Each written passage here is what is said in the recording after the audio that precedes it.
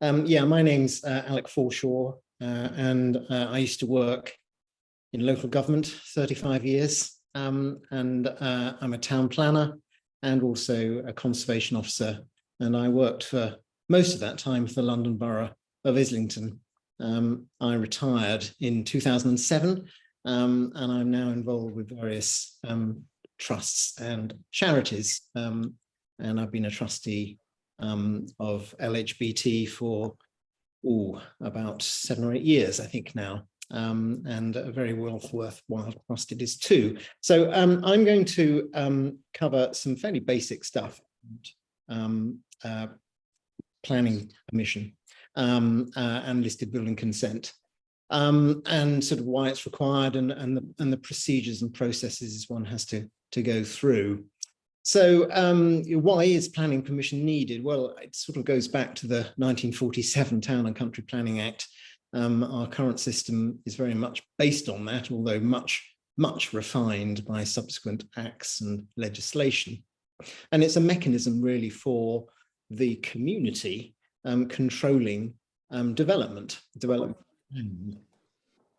And planning permission can be needed for alterations to existing buildings, extensions to existing buildings, new development, new buildings, change of use of existing buildings between different use classes. And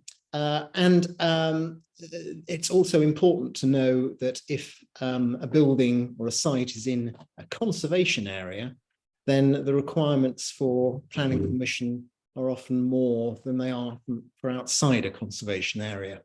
And that's because there are quite a range of works which are called permitted development, which you don't need to apply for planning permission to do. You can just get on with them. Within conservation areas, those permitted development rights are somewhat less. These things are all set down in various orders. And you can look up all these things online to find specifics. So I'm not going to go into all of that in detail now. It would take far too long. But it's important that you sort of do know what requires planning permission and what doesn't, so you're not wasting your time. Listed buildings. This is another side to the consent procedure. A small percentage of buildings in the country are statutory listed buildings. They are buildings that have been identified by the government as being of special architectural historic interest. Listed building consent is needed for a greater range of changes than to an unlisted building.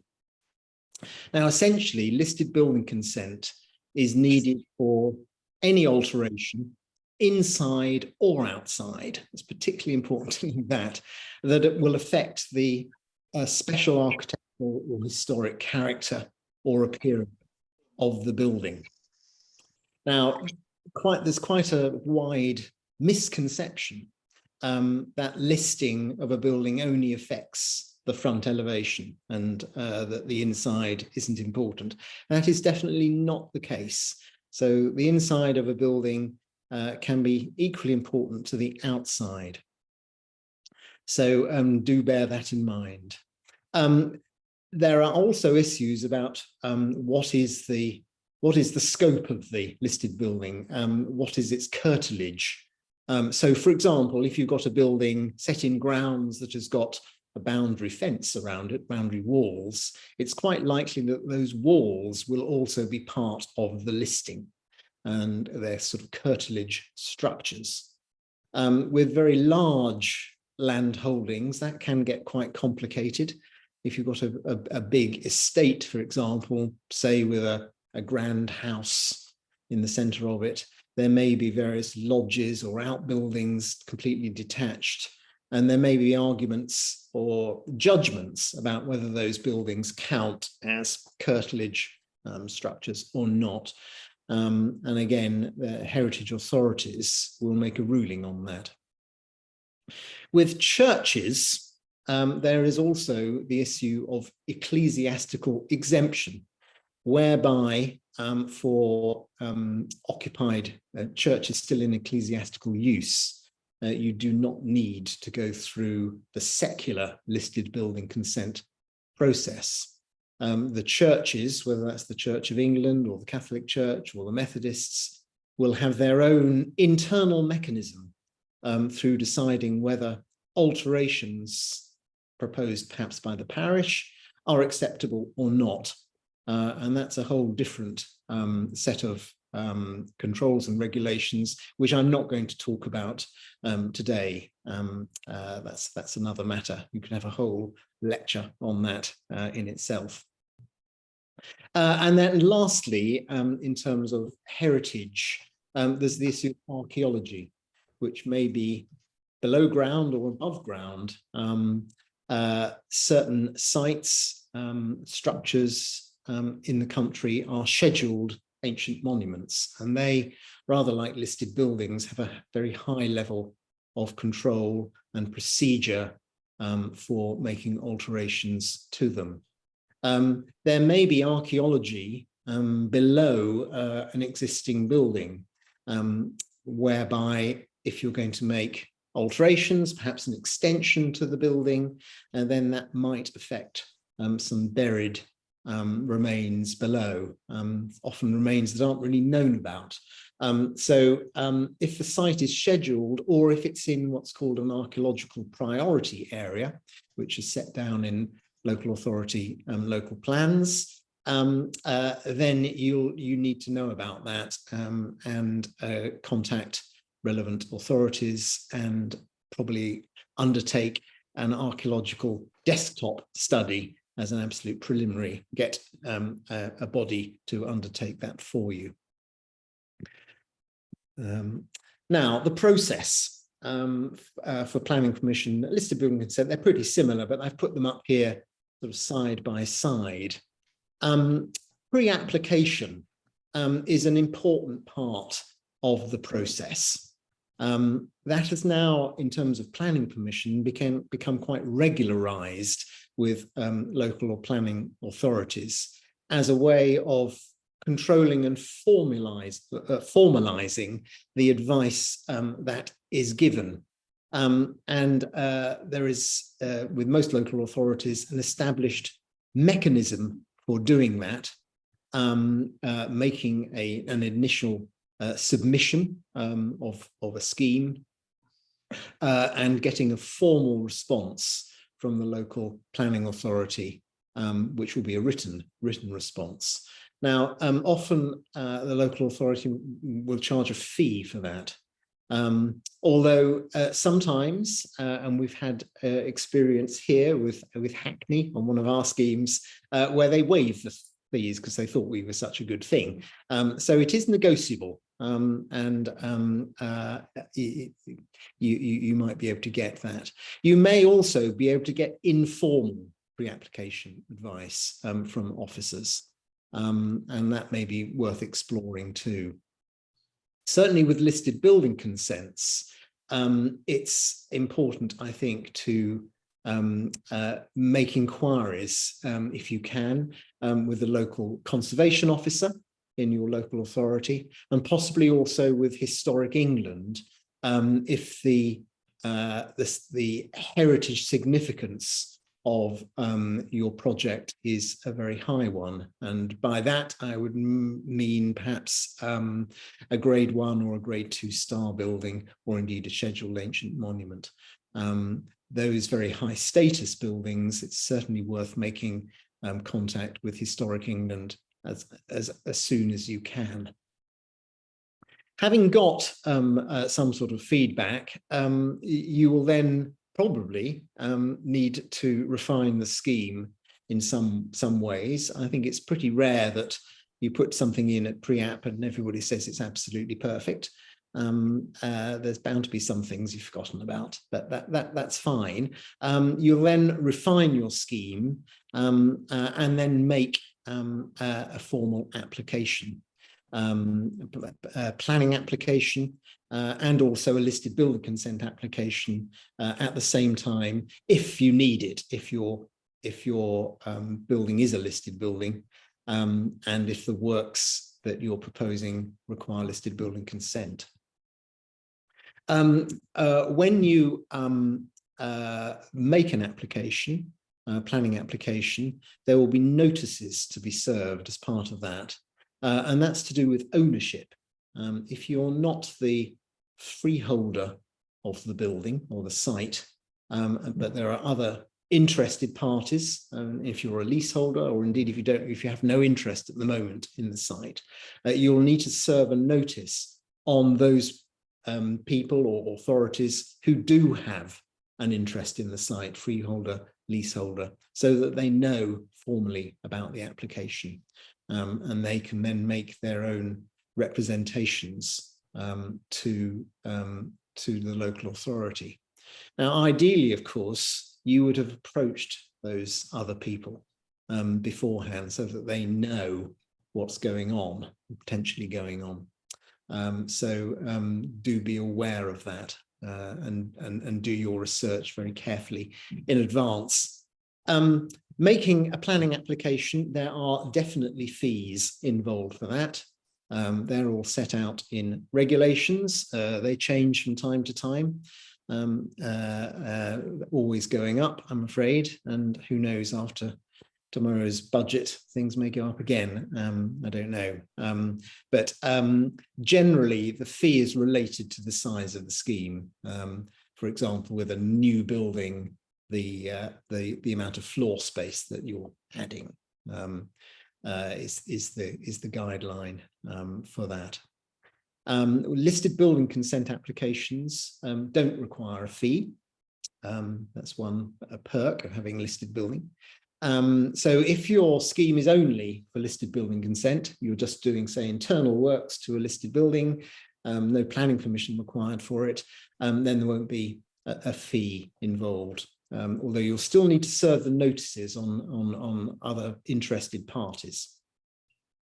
Those applications then go in to the local planning authority. Now, the local planning authority will, depending on the scheme, consult other bodies. Now, with a listed building, if your building is grade 1 or grade 2 star, they will definitely consult Historic England, and Historic England on those high grade cases have powers of direction. So they can essentially instruct a local authority to refuse the scheme if they think it's harmful. They can't instruct a local authority to approve a scheme if the local authority want to refuse it. So it only works one way around. But it's important to know that.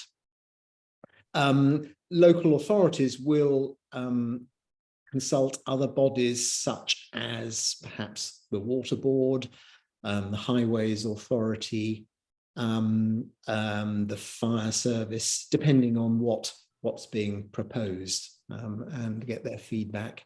And that will all then go into the decision making. So the decision get hopefully within the statutory period of time, which might be 8 or hello, who is this? Depending on the scale, the size of your application, whether it's a major application. No, I think possibly you've got the wrong number.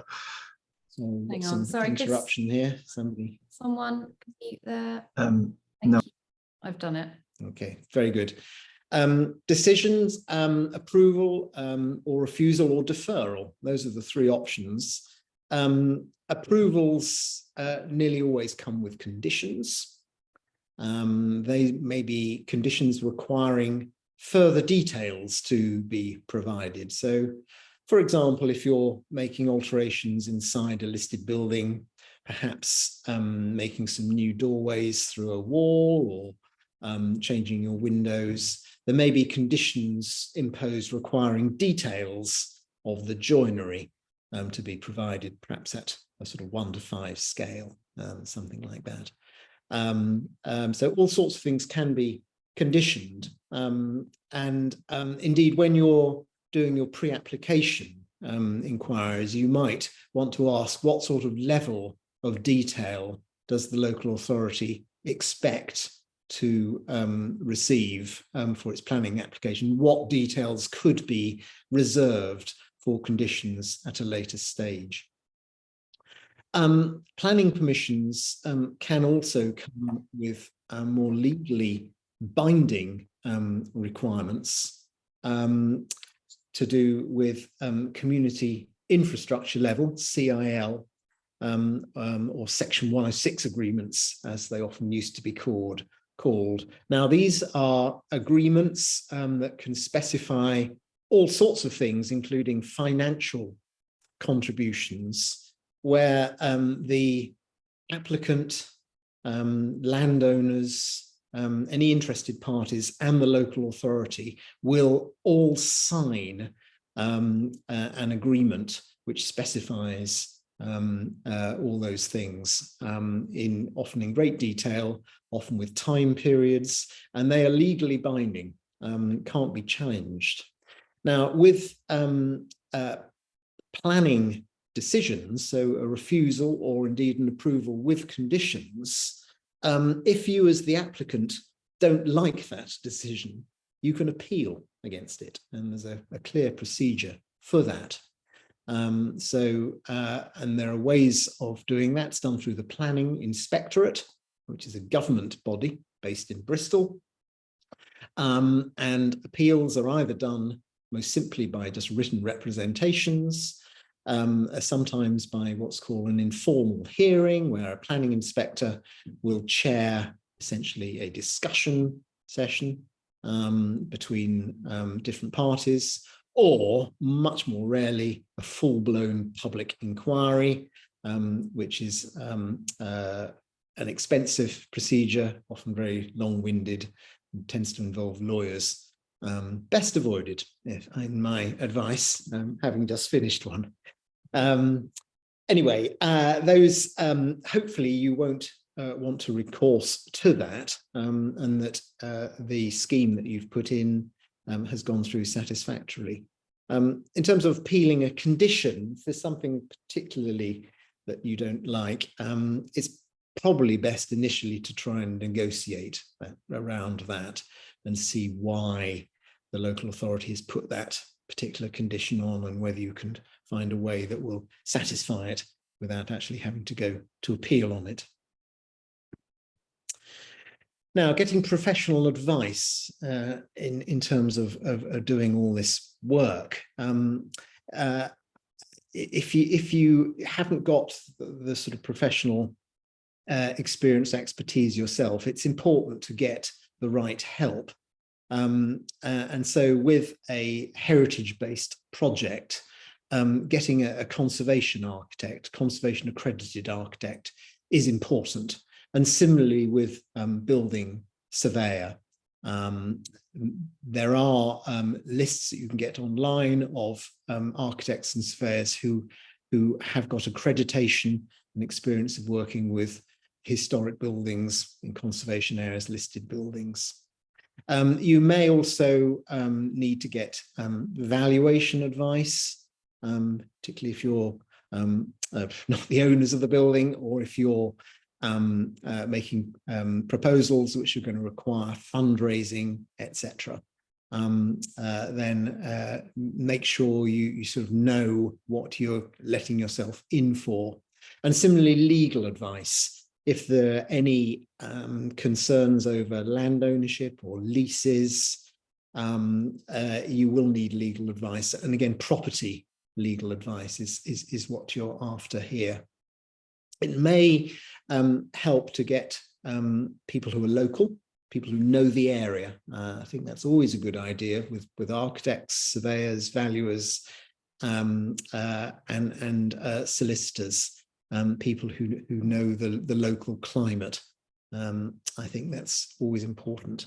If you're not sure, then ask for help. Go online, approach your local authority or Historic England or other heritage bodies, get advice if you're not sure about what to do or where to go.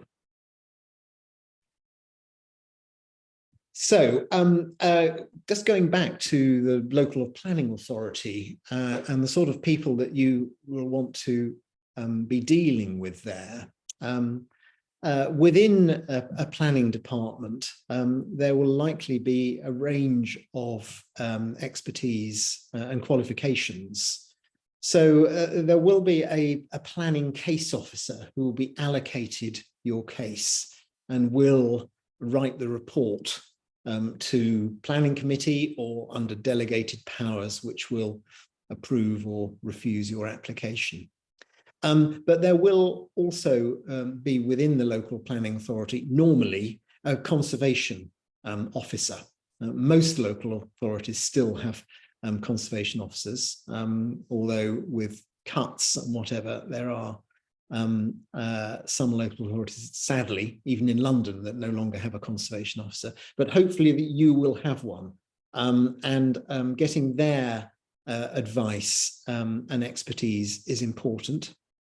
There will also be people within the local authority with expertise in highways matters. So that's traffic, parking, all those sort of issues that your scheme may have an impact on.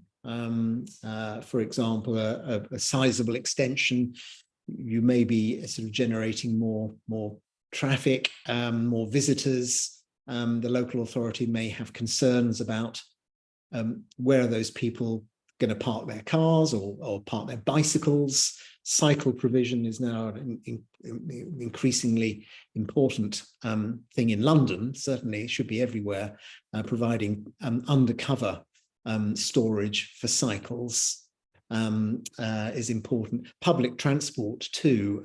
How are people going to get to and from your site if visitor numbers are increasing? Disabled parking, disabled provision is also an important aspect. And the highways people should be able to help you on all that side of things. Part of your planning application will involve a design and access statement. This is something that is required even with really quite small applications. And the size of your DAS will be proportionate, I would say, to the scale of your application. But you will need to describe quite simply what your proposals are and how they have evolved during the design process, as I'm sure they will have done. Nobody starts off with an idea and just sticks with it. The things usually evolve before you actually put the application in. So explain what you've done. And how you've thought about things. You will need a set of existing and proposed drawings, and that will probably be plans, possibly elevations if you're making elevational changes, and sections through the building. So, for example, if you're putting a roof extension on, you'll need a section through as well as elevations and plans to show how it's all going to work. And they need to be to a scale so that planning officers can measure off them. And there's ways of doing that now online. Things aren't done in paper very much anymore. Everything is submitted electronically these days. There will also need to be a statement of community involvement. Now, again, the size of this document will vary enormously depending on the scale of your project, but you need to show how you have engaged with your local community, and that includes your neighbours, but community associations, all sorts of potential organisations that you might have talked to before sort of putting in your application. So you need to explain that. You need to have regard to existing policies, the local plan. So you need to go through that and see what's sort of likely to be relevant to what you're proposing to do. So in terms of land use and regeneration, how is your proposal meeting those land use policies, the aims and objectives of the local plan to perhaps regenerate the area? How is it complying with heritage policies? Accessibility in all its sort of shapes and forms, not just disability, but accessibility for the community at large. A travel plan, so that includes, you know, your cycle storages, your parking, how a delivery is going to be made to the building, what's the impact on the local streets for it. And then the final topic is sustainability, an increasingly big topic this day and age, as we're concerned increasingly, quite rightly, about climate change. Embodied carbon, what is the carbon footprint of your proposal? Is it good or bad? Hopefully, if you've got a historic building, you're proposing to keep it, you're keeping all that embodied carbon in the building, you are hopefully improving its performance so that it doesn't use so much energy to heat and light it. If you're building an extension, that will be beautifully designed so that the building is well insulated, etc. So you need to cover all that. Perhaps you're going to include an air-sourced or ground-sourced heat pump to heat the building, or solar voltaic cells, or whatever. All these things to think about and explain in your design and access statement. You'll need also to put in a heritage statement if you're dealing with a heritage asset. So describe what it is, what have you got, define the heritage significance of the building. And I'll come on to this on the next slide, actually, what is heritage significant? Describe your proposals, what alterations or extensions you're making, and try and identify what you think are the heritage benefits, and is there any harm that's being caused either to the building itself or perhaps to a neighbouring building or whatever. Hopefully there isn't. Is there any archaeology, any impact on archaeology, any impact on neighbouring heritage assets, buildings next door? Perhaps you're part of a terrace. So you need to cover that. Identify public benefits deriving from the proposal. That's particularly important. And also describe the deliverability, phasing of your project, if you've got something in mind. Now, significance of heritage assets, quite a big subject, but it's not just what the building looks like. Now, these two documents both sort of set out similar ways the sort of range of issues that can contribute to the significance of a heritage asset. So that's what the building is actually like. I mean, what you can see, what fabric is there today, what's the history of the building, what is its aesthetic in terms of its sort of artistic qualities. Is it by a well-known architect, for example? Is it an important example of his work? And what are the communal values of the buildings? It's something that's often much underrated. How important has this building been to the local community? Give an example of Brixton Market, which was listed a few years ago. Not particularly distinguished architecture at all, but was listed because of its importance really to the local community. So you need to try and sort of cover that. So there's a real understanding of what the importance of the building actually is. Non-heritage planning issues, set these down quickly, land use policies, residential amenity. Now, if you're building extensions, are you cutting out the daylight to your neighbours? These are things you need to just bear in mind if they're relevant. Parking, transport, I've talked about. Affordable housing. Now, if your scheme includes some housing, it might, as part of an enabling development on a big site, you might be wanting to put some housing in there. Are there affordable housing policies that the local authority are going to apply? If you're providing some workspace, again, are there policies there that require a certain amount of that space to be affordable? And then, as I said earlier, the whole life carbon issues, which local authorities are increasingly focusing on. So just some top tips, a clarity of vision. It's important to know what you're doing, what you're wanting to do, and really get that sorted out sort of before you embark. Talk to your neighbours as early as possible. Don't wait until putting in a planning application before telling your neighbours. The last thing your neighbours want is the formal letter from the local authority telling them that a planning application has been put in. Do talk to them in advance. And if they've got concerns, understand what they are and try and come to a level of agreement so that they're not going to object to your proposals.